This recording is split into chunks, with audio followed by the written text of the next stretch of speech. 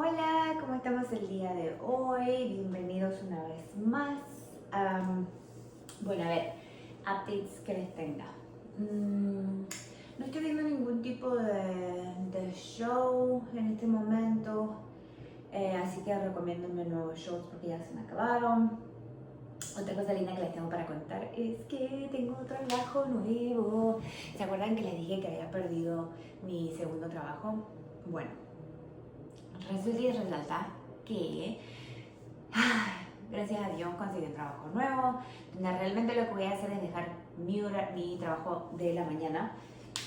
Y en mi trabajo de la mañana tenía que manejar una hora para llegar al trabajo y después en la tarde me agarraba todo el tráfico, así que me tardaba como hora y media en llegar a mi casa, a veces dos, depende de la hora que saliera, así que un bajón. Y en ese trabajo entraba a las 6 de la mañana, así que me tenía que ir de mi casa como a las 4:30 más o menos para asegurarme, porque de repente si en la carretera o en el freeway hay un accidente, no llego más, o si llueve, no llego más. Entonces, súper requete contenta porque este trabajo es un trabajo nuevo, voy a estar haciendo algo que me gusta mucho, realmente es de recursos humanos, pero haciendo consulting. Para muchas compañías, así que súper, porque es lo que más me gusta, crear conexiones nuevas, poder ayudar a la gente cuando tienen preguntas, cómo se hace eso, cómo puedo hacer lo otro, así que re contentísima. Así que súper excited, estoy re contenta por ese trabajo, la verdad, y sí andaba medio de bajón porque había perdido el segundo trabajo y no estaba contenta en realidad, así que re contenta. Entonces voy a hacer este trabajo que aparte de todo es desde mi casa. Imagínate, voy a salir de la cama, voy a ir, voy a sentar con mis pijamas, hacer mi trabajo y no voy a poder llevar a los chicos a la escuela, los voy a poder ir a buscar. No sé, estoy re que te contenta. Y bueno, y de segundo trabajo lo que voy a seguir haciendo es ir a repartir los paquetes de Amazon. Así que bueno, ese es mi update. Otro update nuevo, pero este es del podcast. Voy a estar haciendo lo que es, yo les voy a decir un cortadito, que es como episodios más chiquitos que van a ser como de 15 a 20 minutos. O sea que en estos episodios no vamos a entrar en profundidad, pero como te lo voy a contar, pasó esto, pasó lo otro, lo agarraron, no lo agarraron y así, mucho más rápido, menos detalle, a ver cómo nos va. O a veces van a ser mucho más rápido, menos detalle, porque de repente tal vez es específico a situación específica a capítulo, no tenga mucha información todavía, porque tal vez sea algo que todavía no se resuelve o algún caso que nunca se puede resolver, pero es así medio intenso, entonces se los voy a contar. Bueno, empecemos el día de hoy. Acuérdense, si me están escuchando solamente y no están viendo el video por YouTube, cuando me estén escuchando van a escuchar como silencio, si es porque yo estoy tomando matecito. Déjenme que me saco las zapas y me voy a poner cómoda. Ok, entonces empecemos. Vamos a hablar el día de hoy de Solange Gravenheimer. En inglés se diría así, en español no estoy muy segura. Gravenheimer. Le vamos a decir Solange nada más. El misterio que la justicia nunca pudo resolver. Hay historias que terminan cuando un tribunal dicta una sentencia y hay otras que siguen abiertas mucho después que el expediente se cierra. La de Solange pertenece a ese segundo grupo. 10 de enero de 2007, Florida. Partido de Vicente López. Provincia de Buenos Aires. No sé por qué dice Florida, ahora me confundo. Porque este es uno que pedí que lo eligieran mis hijos y no, yo no lo leí todo entero, básicamente para sorprenderme junto con ustedes. Okay. Provincia de Buenos Aires. En una mañana de verano, el calor ya empezaba a sentirse desde temprano. En una casa tipo, todo parecía estar en silencio, demasiado silencio. Una amiga llegó hasta la vivienda buscando a Solange. No era raro pasar a visitarla, pero esa mañana nadie respondía. Después de insistir varias veces decidió entrar. Subió la escalera, caminó por el pasillo y llegó hasta la habitación. Lo que encontró cambió para siempre la vida de dos familias y dio origen a uno de los casos judiciales más debatidos de la Argentina. Porque muy pronto todas las miradas se posarían sobre una sola persona, la mujer que compartía esa casa con Solange, su amiga, su compañera de vivencia, Lucila Friend. Pero antes de seguir, quiero decir algo que va a acompañar todo este episodio. En Argentina la justicia absolvió a Lucila Friend al considerar que las pruebas presentadas no alcanzaban para condenarla. Eso significa que durante este episodio vamos a diferenciar cuidadosamente tres cosas: los hechos comprobados, las hipótesis de la acusación y los argumentos de la defensa. Porque nuestro trabajo no es decir quién fue el responsable, nuestro trabajo es entender por qué este caso sigue generando preguntas casi 20 años después. Bueno, entonces ya sabemos de qué se trata este capítulo, así que bienvenidos a Mateando con Crímenes. Yo soy Sa. Acuérdense, esto es un espacio donde compartimos unos mates, un tecito, un matecito, lo que ustedes quieran, y conocemos algunos de los casos criminales, misterios y sucesos impactantes del mundo entero. Si esta es la primera vez que nos escuchás, gracias por estar del otro lado. En este podcast investigamos cada caso intentando separar los hechos de las especulaciones. No buscamos generar morbo ni convertir a las responsables en protagonistas. Buscamos entender qué pasó para saber qué podemos aprender de este caso y recordar a las víctimas con el respeto que merecen. Así que prepárate un mate, porque hoy vamos a hablar de un caso que todavía divide opiniones en Argentina.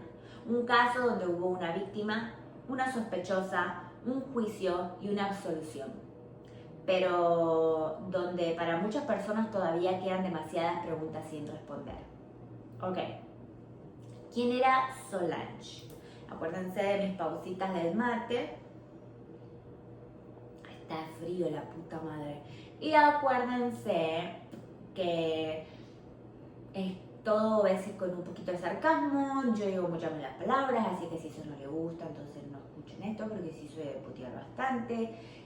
Soy bastante sarcástica también. Y a veces, como les dije anteriormente, a veces salen unas palabras que vos vas a decir, esa palabra no existe, bueno, sí me las inventé, pero más o menos van a entender lo que quiero decir. ¿Quién era Solange? Antes de hablar del crimen, quiero que conozcamos a Solange. Porque muchas veces cuando un caso se vuelve famoso, la víctima queda reducida a una fotografía o un nombre de un expediente. Y eso es profundamente injusto. Solange tenía 21 años. Era una joven que recién empezaba a construir su vida adulta. Quienes la conocían la describían como una persona sociable, cariñosa y con muchos proyectos. Había terminado el colegio algunos años antes y trabajaba mientras planificaba su futuro. Como tantos jóvenes de esa edad, quería ganar independencia, tener su propio espacio, empezar una nueva etapa. Por eso decidió mudarse. Y esa decisión, que parecía el comienzo de una vida nueva, terminaría llevándola al centro de uno de los casos más discutidos de la historia judicial argentina. Y a veces olvidamos los jóvenes que eran. 21 años. Una edad en la que la mayoría está pensando en estudiar, trabajar, salir con amigos y hacer planes para el fin de semana. No en convertirse en protagonista de un expediente judicial que sería analizado durante años. Y creo que vale la pena detenerse un momento en eso, porque antes de ser la víctima del caso, Solange era una hija, una amiga, una compañera, una persona con una vida recién empezada. Y esa vida terminó de manera abrupta el 10 de enero del 2007. Pero para entender cómo llegó hasta ahí, tenemos que conocer la otra protagonista de la historia, Lucila. Ay, Lucila. Como les dije, yo no sé de qué mucho sí que se trata. Así que Lucila me está dando mala espina, pero quién sabe, me he visto re equivocada. Bueno, Solange. El misterio que la justicia nunca pudo resolver. Imagínense esto. Dos chicas, una amistad, una casa. Hay algo que me llamó la atención, o le llamó la atención a mis hijos, cuando empezaron a investigar el caso. La mayoría de los titulares hablaban del crimen, del juicio, de la principal sospechosa, pero muy pocos cuentan cómo empezó toda esta historia. Y para entender lo que pasó, primero tenemos que volver un momento donde no existían sospechas, no existía una investigación, no existía un expediente judicial.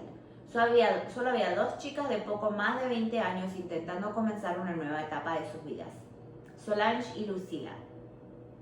Se conocían desde la adolescencia. Habían compartido años de colegio y con el tiempo desarrollaban una amistad.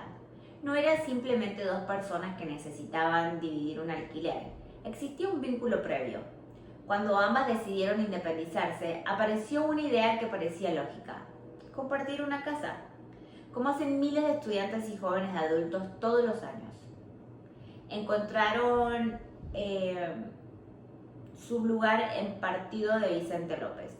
Era una vivienda sencilla, cada una tenía su habitación, compartían los espacios comunes y según relataron amigos, ya me sale la carro cardíaco, y según relataron amigos y familiares, durante los primeros meses la convivencia parecía completamente normal. Nada hacía pensar que esa casa terminaría siendo conocida en todo el país. Acá empieza uno de los primeros puntos donde aparecen diferencias entre los testimonios y quiero que prestemos atención a esto, porque se va a repetir durante todo el caso. Algunos amigos describieron la convivencia como buena. Contaban que las dos salían juntas, compartían actividades y mantenían una relación cordial. Otros dijeron que habían notado pequeñas diferencias, comentarios, molestias cotidianas, situaciones normales entre dos personas que comparten una vivienda. Y esto es importante, porque ningún testigo habló de conflictos graves documentados antes del crimen. Con el paso del tiempo aparecieron versiones sobre supuestas discusiones o tensiones, pero muchas de esas versiones surgieron después de que el caso ya había tomado estado público. Y ahí hay que ser muy cuidadosos. Una cosa es un hecho comprobado, otra muy distinta son recuerdos que aparecen años después cuando todos conocen el desenlace. Las personalidades. También aparecieron distintas descripciones sobre cómo era cada una. Quienes conocían a Solange la recordaban como una persona muy sociable, extrovertida, con facilidad para hacer amigos. Lucila, en cambio, fue descrita por varias personas como alguien más reservada, más tranquila, más introvertida. Ahora bien, quiero hacer una aclaración importante. Tener una personalidad más introvertida no convierte absolutamente a nadie en sospechoso de un delito. Y digo esto porque durante el juicio muchas veces se intentó interpretar conductas personales como si fueran pruebas. Eso es muy cierto. Porque por lo general se tiene como decir que las personas que son introvertidas o de repente las tildan de que son más raritas o cómo no se van a hablar con todo el mundo, cómo no se van a divertir. Y eso sí me parece una estupidez porque te puedo asegurar que muchas personas extrovertidas fingen lo extrovertido que son. Hay muchas que son introvertidas y se esfuerzan para poder ser un poquito más extrovertida, como yo. Yo soy súper introvertida. Así me entra el pánico de saber que tengo que conocer a personas nuevas. Decir que tengo que ir a un evento o algo así me da como que re tremenda paja. Pero cuando estoy ahí es como que bueno, estoy acá, tengo que socializar, me voy a poner el gorrito de sociable y soy la persona más sociable que vas a conocer. Cada persona que me conoce por lo general dice: oh my god, que sos re sociable, que vos te divertiste, llevabas con todo. Pero porque yo me esfuerzo para poder ser así, no porque me salga del corazón. Y sí me drena. Yo cada vez que voy a un evento donde tengo que estar con mucha gente, la verdad que sí después necesito todo un fin de semana para acomodarme de que tuve que hablar y estar con tantas personas. Por eso esto se me hace más facilito, porque estamos solis y entonces como que no estoy así teniendo que socializar con todo el mundo. Pero yo soy así y no le encuentro nada de malo. Hay personas que son un poquito, digamos, no quiero decir antisocial, pero sí son más reservadas, pero lo que me gusta a mí de esas personas es que ellas tienen ponele, decir no. no quiero hacer esto, no lo voy a hacer. Y muchas otras personas que a veces son súper sociables, que a todos sí, hagamos esto y ya no. Y si no quieren, no quieren. Y no significa que seas mala onda o que vayan a matar a alguien o que seas maleducada, porque no sé, somos reservadas, punto. Entonces, la justicia fue muy clara. Las personalidades no condenan, las pruebas sí. Y justamente eso fue uno de los grandes ejes del proceso judicial. Los investigadores dedicaron muchísimo tiempo a reconstruir qué ocurrió durante las jornadas previas al crimen. ¿Quién vio a Solange? ¿Quién habló? ¿Qué hizo? ¿Qué hizo Lucila? ¿Cuándo fue la última vez que alguien las vio juntas? Esas preguntas parecían simples, pero responderlas con precisión llevó meses. Según la reconstrucción judicial, los últimos días transcurrieron con relativa normalidad. Ambas seguían con sus rutinas, trabajaban, veían a sus amigos, hablaban con sus familias. No existía un hecho puntual que permitiera anticipar lo que estaba por ocurrir.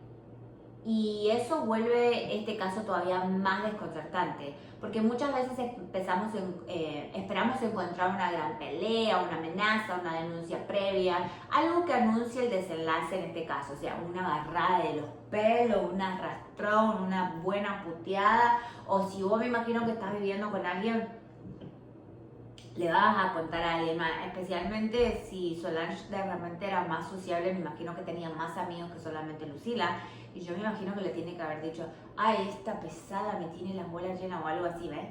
Entonces sí, entonces medio rarito. Algo que anuncia el desenlace en este caso, eso nunca apareció de manera concluyente. El 10 de enero del 2007, y finalmente llegamos a esa mañana. La mañana que cambiaría todo. La investigación determinó que Solange fue encontrada sin vida dentro de la vivienda que compartía con Lucila. Los médicos forenses establecerían más tarde que la causa de la muerte fue asfixia por estrangulamiento. Además, durante la autopsia se describieron lesiones compatibles con un forcejeo. No voy a entrar en detalles gráficos, no los necesitamos. Lo importante es entender dos cosas. La primera, los peritos concluyeron que Solange había intentado defenderse. La segunda, no existían signos de robo. Había objetos de valor dentro de la vivienda y permanecían allí. Eso llevó a los investigadores a pensar desde muy temprano que el móvil probablemente no había sido económico. Como ocurre en casi todas las investigaciones por homicidio, en las primeras horas fueron fundamentales. La policía preservó la escena, los peritos comenzaron a trabajar, cada ambiente fue fotografiado, cada objeto fue registrado, cada posible indicio fue levantado para indicio. En ese momento todavía no existía una persona formalmente acusada. Los detectives trabajaban con distintas hipótesis. ¿Había ingresado un tercero? ¿Conocía a la víctima a quien la atacó? ¿Podía tratarse de alguien del entorno? Todas esas preguntas estaban abiertas y las respuestas todavía parecían muy lejanas. Un detalle que llamó la atención. Hay un elemento que aparece repetidamente en los expedientes y en la cobertura periodística del caso. Los investigadores comenzaron a analizar cuidadosamente los tiempos. ¿A qué hora había muerto Solange? ¿Quién estuvo en la casa? ¿Quién podía haber entrado o salido? Porque muchas veces una investigación no se resuelve encontrando un objeto, se resuelve construyendo una línea de tiempo, minuto por minuto, y eso fue exactamente lo que intentaron hacer. Sin saberlo todavía, esa reconstrucción terminaría convirtiéndose en uno de los puntos más discutidos de todo el juicio. Porque a partir de ese momento todas las miradas comenzarían a dirigirse hacia una sola persona, Lucila Friend.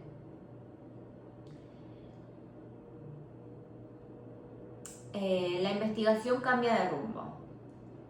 En toda investigación llega un momento en el que los detectives tienen que tomar una decisión. No porque ya sepan quién fue, sino porque la evidencia empieza a señalar con mayor fuerza hacia una dirección. Eso fue exactamente lo que ocurrió en este caso. Durante los primeros días, la policía no descartó ninguna hipótesis. Se investigó la posibilidad de un robo. También se analizó si alguien podía haber ingresado desde el exterior. Se entrevistó a familiares, vecinos, amigos y por supuesto a Lucila, porque era la persona que compartía la vivienda con Solange. Era lógico que la policía quisiera reconstruir cada uno de sus movimientos. Y acá quiero hacer una aclaración importante. Que alguien sea investigado no significa que sea culpable. En cualquier homicidio, quienes estuvieron más cerca de la víctima suelen ser entrevistados primeros. Es un procedimiento normal, no una conclusión. ¿Qué encontraron los peritos? Mientras los detectives entrevistaban testigos, los peritos seguían trabajando dentro de la vivienda. Buscaban huellas, rastros biológicos, cabellos, fibras, cualquier elemento que pudiera ayudar a reconstruir qué había ocurrido. También analizaron puertas y ventanas. Una de las preguntas más importantes era si existían signos de ingreso forzado, porque eso podía cambiar completamente la dirección de la investigación. Con el paso de los días, la hipótesis de un robo comenzó a perder fuerza. No faltaban objetos de valor. Había una escena compatible con alguien que hubiera entrado únicamente para robar. No había o sea que por lo que ellos estaban revisando y se estaban fijando, no parecía que hubiesen entrado con la intención de robar y de repente Solange estaba ahí y la mataron. Eso hizo que los investigadores empezaran a concentrarse cada vez más en las personas que conocían a Solange. El horario de la muerte. Uno de los aspectos más discutidos del caso fue establecer con precisión cuándo había ocurrido el crimen. Y esto puede parecer un detalle técnico, pero era fundamental, porque si se lograba determinar un horario confiable, también se podía comprobar con los movimientos de todas las personas involucradas. Los médicos forenses realizaron una estimación basada en distintos indicadores. Sin embargo, como ocurre en muchas investigaciones, esa estimación no podía establecer una hora exacta al minuto. Y ese punto sería utilizado más adelante tanto por la acusación como por la defensa. La fiscalía sostenía una reconstrucción de los hechos, la defensa proponía otra, y ambas se apoyaban en interpretaciones diferentes de la misma evidencia. Lucila Friend para el centro de la escena. A medida que avanzaba la investigación, el nombre de Lucila comenzó a aparecer cada vez más con más frecuencia en los medios. Los canales de televisión transmitían novedades prácticamente todos los días. Los diarios analizaban cada declaración y el caso empezó a instalarse en la conversación pública. Muy pronto, gran parte de la sociedad ya tenía una opinión formada. Y eso puede ser peligroso, porque una investigación judicial necesita pruebas, no opiniones. La fiscalía sostuvo que existían distintos elementos que justificaban dirigir la acusación hacia Lucila. Entre ellos mencionó aspectos relacionados con la convivencia, la reconstrucción de horarios y determinadas inconsistencias que según la acusación surgían de algunas declaraciones. Sin embargo, la defensa respondió que ninguno de esos elementos demostraba de manera directa que habían cometido el crimen, y esa diferencia marcaría todo el juicio. La presión mediática. Hay algo que me parece importante detenernos a analizar. Cuando un caso ocupa todos los noticieros, ocurre un fenómeno particular. Las personas comienzan a recibir información de todos los días, y a veces correctas, a veces incompleta y en ocasiones directamente errónea. Ay, eso es re verdad. Mira que ahora acabamos de pasar el mundial y toda la sartada de boludeces que empezaron a decir en internet, que los argentinos son esto, que los argentinos son otro. Y yo, mi pelea siempre fue esto. ¿Conoces más de un argentino? No. ¿Has alguna vez pisado mi país? No. Imagínate que yo vaya a bardear a otro país sin haber estado nunca en ese país, sin conocer a gente de ese país, sería ilógico. Y yo puse también porque estaba caliente, yo puse en mi cosa social, le puse, no me vería totalmente ignorante yo estar hablando de un país que jamás en la puta vida estuve o hablando de gente de un país que jamás conocí, me vería totalmente ignorante. Pero uno vio a un pelotudo de YouTube diciendo no sé qué y ahí salieron todos los pelotudos a decir la misma estupidez sin nunca haber estado en el país. Eso me parece ignorancia total y toda la manga de followers que aquel dijo que el cielo es naranja. Sí, el cielo es naranja. Y siguen todos los pelotuditos haciendo ¿ves? Pero eso. Ahora, que un argentino siempre va a defender su país, su bandera, todo. Vos andás a pelearle a algún argentino, porque nosotros pensamos que todos tenemos mejor. La comida, las minas, el dulce de leche, todo lo hacemos mejor. Pero porque nosotros tenemos ese orgullo por nuestro país. Como ustedes tienen orgullo por su país. Nada más que hay mucha gente que dice, bueno, no voy a pelear tanto. Nosotros sí somos pelencieros. Es así, no es de malo. Somos pelencieros. Bueno. Con el paso de las semanas comenzaron a circular versiones de todo tipo. Supuestas discusiones, rumores, interpretaciones sobre gestos, análisis del comportamiento de Lucila frente a las cámaras. Pero una persona no puede ser condenada por parecer fría, ni por llorar mucho, ni por llorar poco, ni por hablar demasiado, ni por quedarse callada. Eso fue algo que los jueces dejaron en claro. Y el comportamiento posterior a un hecho traumático puede variar enormemente entre una persona y otra, porque por sí solo no demuestra culpabilidad. Una causa cada vez más compleja. Mientras tanto, el expediente seguía creciendo, pericias, nuevos testimonios, informes complementarios. Los investigadores intentaban responder una pregunta muy simple de formular y extremadamente difícil de demostrar. ¿Qué pasó exactamente dentro de esa casa? Porque una cosa era sospechar y otra muy distinta era poder probarlo más allá de toda duda razonable. Y en un juicio penal, esa diferencia lo cambia absolutamente todo. Y sí, lo que pasa es que si no puede ser solamente... En un juicio de que alguien mató a alguien es así, de una. Si llora mucho, porque llora mucho, porque está fingiendo. Si no llora, es porque no tiene remordimiento. Si anda como muy amable con los periodistas, está loquita. Y si no dice nada, es porque también está loquita. Entonces, ahí la tenés de perder. Yo he visto muchos shows y en todos pasa lo mismo, pero sí van a juzgarte, como sea. Después de varios años de investigación, finalmente llegó el momento que todos estaban esperando, el juicio. Pero este no iba a ser un proceso sencillo, porque no existía una confesión, no había testigos presenciales y tampoco existía una prueba única e irrefutable que señalara a una sola persona. Lo que había era una gran cantidad de indicios y la gran pregunta era si esos indicios alcanzaban para condenar a alguien por homicidio. Ese iba a ser el eje de todo el juicio. Y si alguna vez escucharon la frase no alcanza con sospechar, este caso es un ejemplo perfecto de que existe ese principio. No alcanza solamente con sospechar de alguien, pero igual lo vamos a hacer. Sospechemos. En este podcast escuchamos y juzgamos. La postura de la fiscalía. La fiscalía sostuvo que Lucía era la autora del crimen. Su teoría era que Solange había sido asesinada dentro de la vivienda y que por las características del caso la persona responsable debería pertenecer al círculo íntimo de la víctima.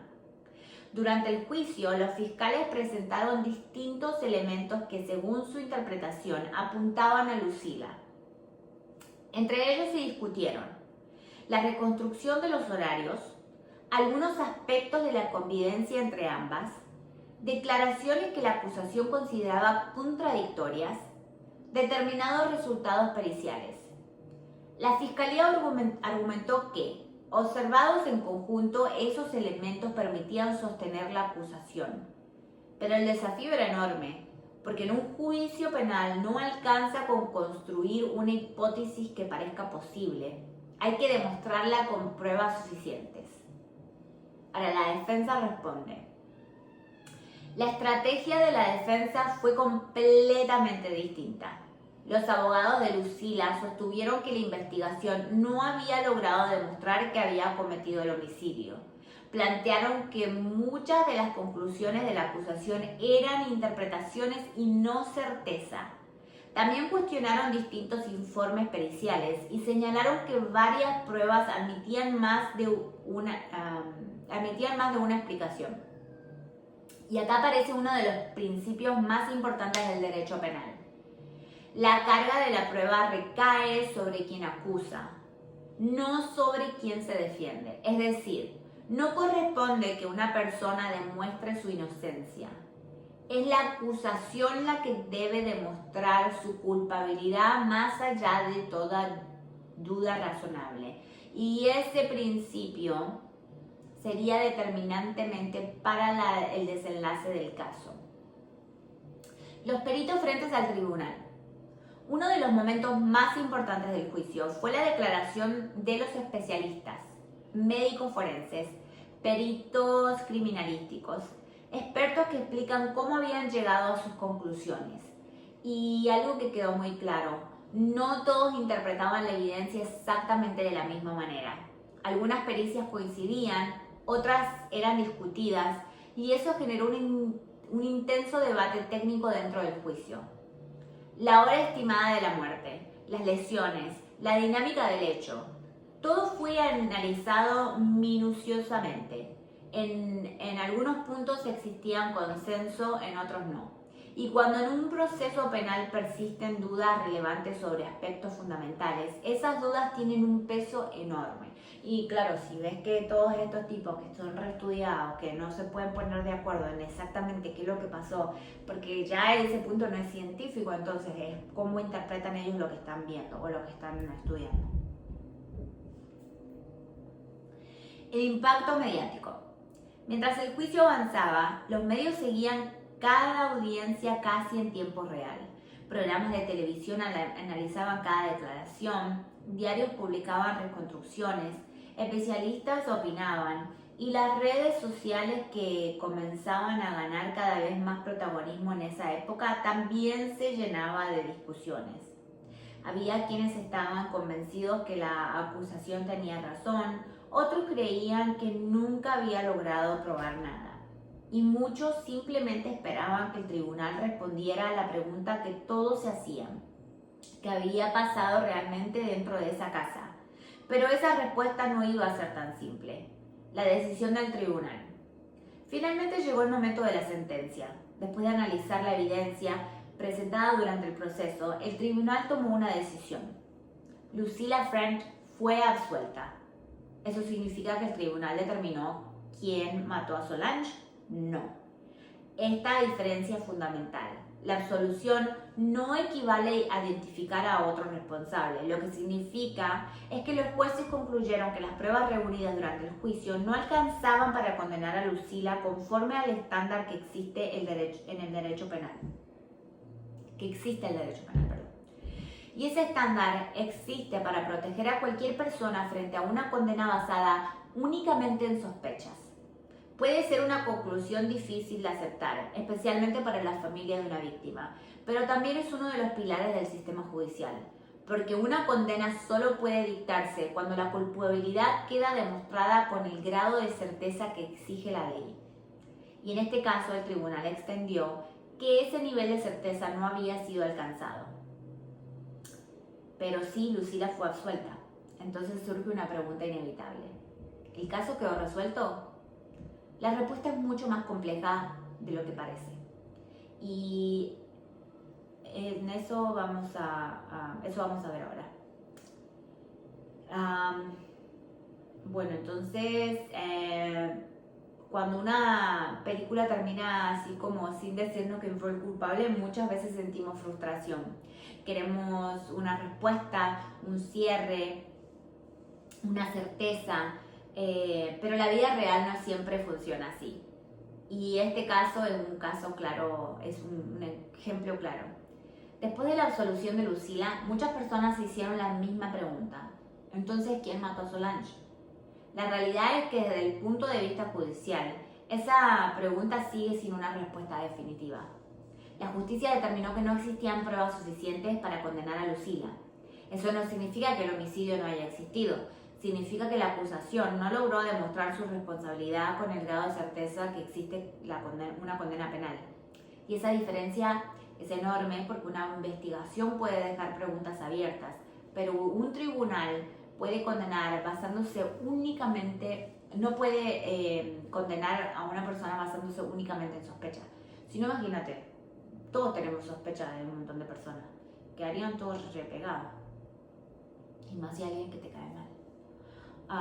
Los móviles de televisión desaparecieron, los programas dejaron de hablar del tema y como ocurre en muchas causas de alto impacto, la atención pública se fue trasladando hacia otras noticias.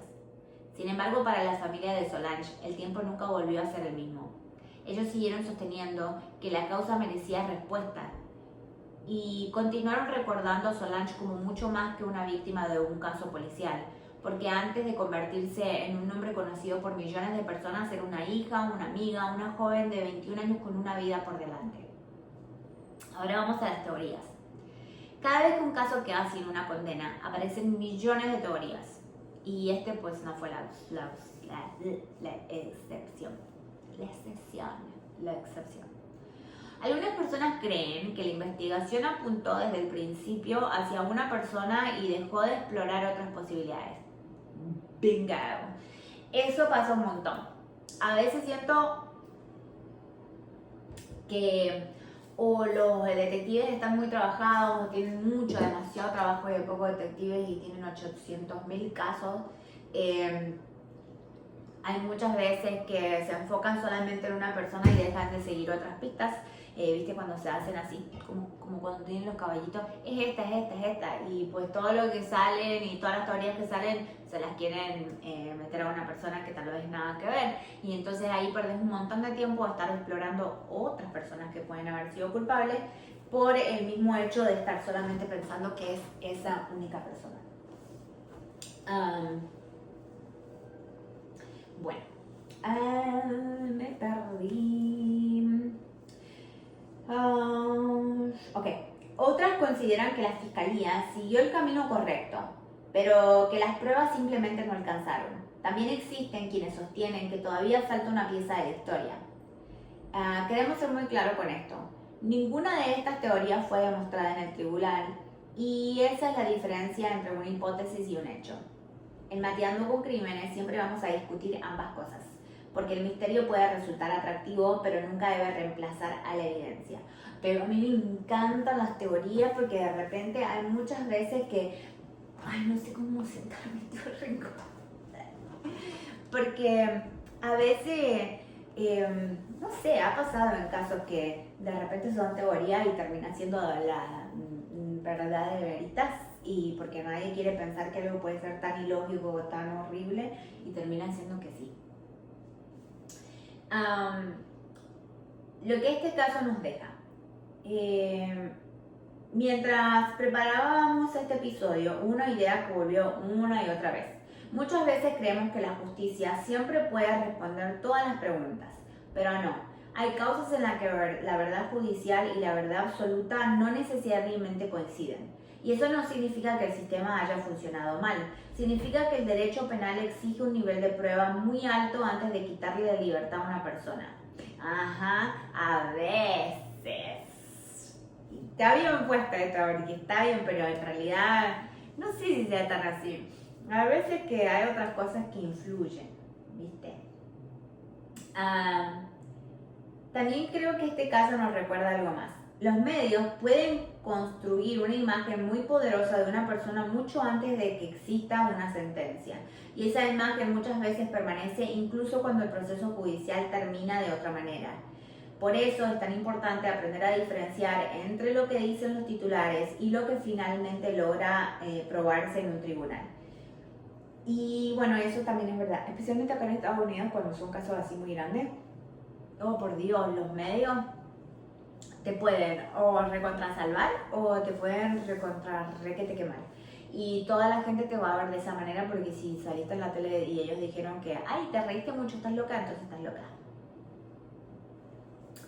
Antes de recordar a Solange, Antes de despedirme, quiero volver al principio, a esa chica de 21 años que decidió mudarse para empezar una nueva etapa.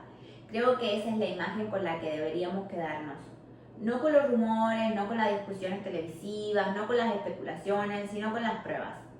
Y también sino con la persona. Porque al final del día esta historia empezó con una vida que fue interrumpida demasiado pronto.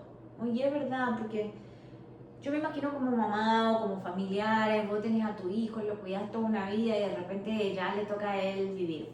Y lo digo porque mi hijo tiene también 21. 21 o 22. Bueno, por ahí. Y ahora él está en la universidad y de repente este es su último año de universidad, ya se recibe y así...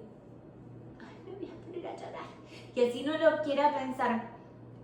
Y yo los empujo a mis hijos, porque yo quiero que ellos puedan vivir su vida completa y hacer tal vez todo lo que yo no pude hacer. Entonces yo siempre tengo esto así como que, aunque te dé miedito, vos empujas a tus hijos para que ellos no digan, ay, mi mamá se siente mal, o ay, mi mamá está triste. No, los tienes que empujar para que ellos salgan y tengan tu apoyo siempre. Imagínate que tu hijo hace eso, tu hijo o tu hija salen a la vida a hacer sus cosas y les pasa algo así tan horrible. Da miedo, la verdad.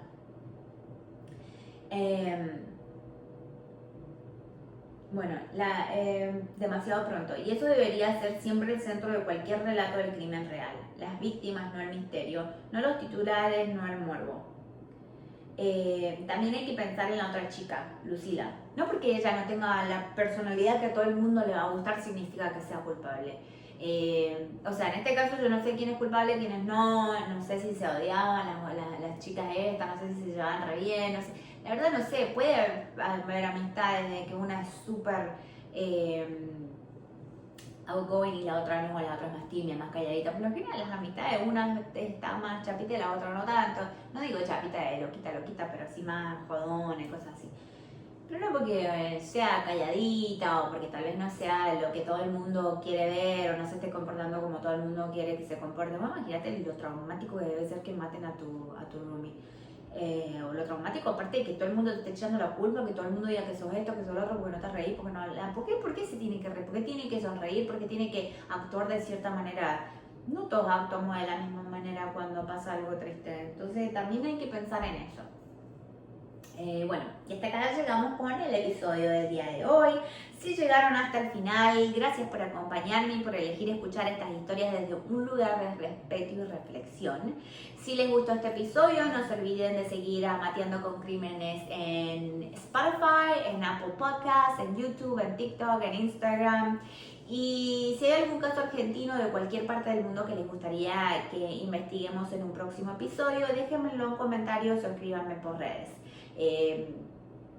Mi hermana me dijo que quería que hablara de uno de acá de Estados Unidos, de una pareja que estaban re loquitos y eran re tóxicos los dos, así que maybe para los siguientes capítulos voy a hacer eso. También acuérdense que ahora voy a hacer los cortaditos o un cortadito que van a ser los episodios más chiquitos. Si quieren saber algo de eso también, esos episodios van a ser un poquito más diferentes porque tal vez no los voy a estar grabando acá, de repente los voy a hacer cuando esté cocinando, esté haciendo algo más. Así que en el video van a poder ver las pelotudas que estoy haciendo y porque van a ser más cortitos. Entonces me dejan saber si hay algo de que les gustaría escuchar. Acuérdense de seguirme, denle like, denme ratings para saber cómo voy. Así que acuérdense, siempre, siempre, siempre empoderada, pero sobre todo desconfiadas. Chao, chisperri.